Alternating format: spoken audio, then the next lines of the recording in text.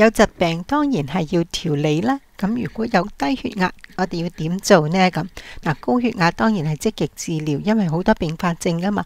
咁低血壓呢，需唔需要睇醫生呢？嗱，喺德國、澳洲呢，有大約17%至20%嘅人呢係有呢個低血壓問題嘅。咁呢，佢哋就會當係一個病咁樣去處理。不過喺美國同台灣呢，醫生認為呢啲慢性低血壓，即係話呢個血壓值一直係維持比正常值低，而又冇乜嘢特別嘅症狀嘅呢，係冇乜特別嘅危險，唔需要積極去治療嘅。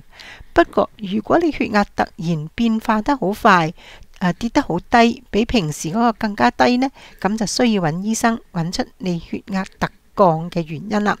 咁如果你平時都係血壓低嘅，你想提升下呢，都有方法㗎噃。嗱，你可以試下食得肥啲啦。我哋話減肥個個都想，但係如果你屬於瘦削嘅體型，當然唔適宜減肥啦，係要增肥啦。因為體重同血壓呢係有直接關係。通常肥胖嘅人呢，佢哋血壓係高噶啦。咁而家你血壓唔夠高嘅時候，你食肥啲，咁就會有所提升啦。另外呢，就係要食得鹹一啲啦。好多人呢就話少鹽、少油、少糖。不過如果你係屬於血壓低嘅人呢，你需要增加多少少嘅鹽，唔可以限制嘅。同時，如果你係去完做運動流咗好多汗之後呢，低血壓嘅人呢就要補充翻啲運動嘅飲料去補充流失咗嘅鈉啦。第三點呢，就千祈唔好食低鈉鹽喎。呢個呢，好多時血壓高嘅朋友會食，不過血壓低你再食低鈉鹽呢，就反為不美啦。其實至於係血壓高或者係正常血壓嘅人呢，雖然我哋要少鹽，但係醫生都唔建議用低鈉鹽嘅。尤其如果你有腎臟嘅問題呢，排尿功能障礙人食咗呢種鹽呢，係更加危險，因為佢呢係唔能夠容易將個鈉排出你嘅身體以外，咁堆積喺體內呢，就會造成高血壓。呢個高血壓呢，就會導致你嘅心律不整、心臟衰竭嘅。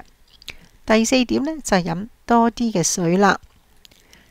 尤其是夏天呢，我哋流汗好容易呢就流失水分嘅，加上天氣又熱啦，啲血管又擴張，咁血壓本身係低呢，如果咁熱嘅時候又擴張，咁你身體裏邊嘅水分就唔足夠，個血壓就會降得更加低。所以平時要補充足夠嘅水分，避免脫水啦。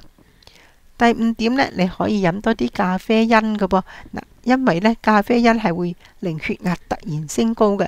如果你低嘅時候呢，你可以飲一啲咖啡，令到佢可以提升下，咁就可以避免忽然間再繼續低落去啦。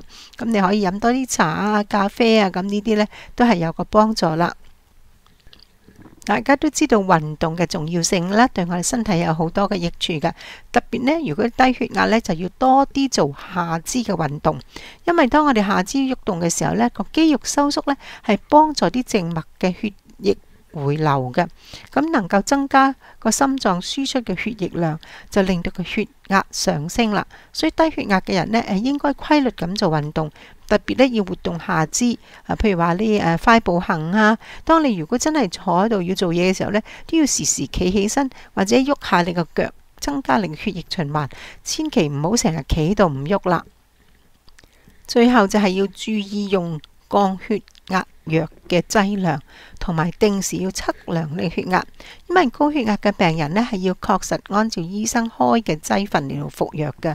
你千祈唔好自己任意調整呢個藥量。如果你食咗個藥有啲咩唔舒服呢，或者你量血壓發現你個血壓變動得好大，降得好低嘅時候呢，就立即同醫生講，要需要調整你嘅藥量，或者係換咗其他藥，避免你個血壓不停咁下降啦。以上呢啲呢都可以幫你調節你嘅低血壓情況，所以如果你間中低下嘅呢，唔需要擔心。如果長期都係低個數字，唔係太過下降嘅話呢，亦可以接受嘅。如果忽然間下降呢，你就立即要見醫生去跟進啦。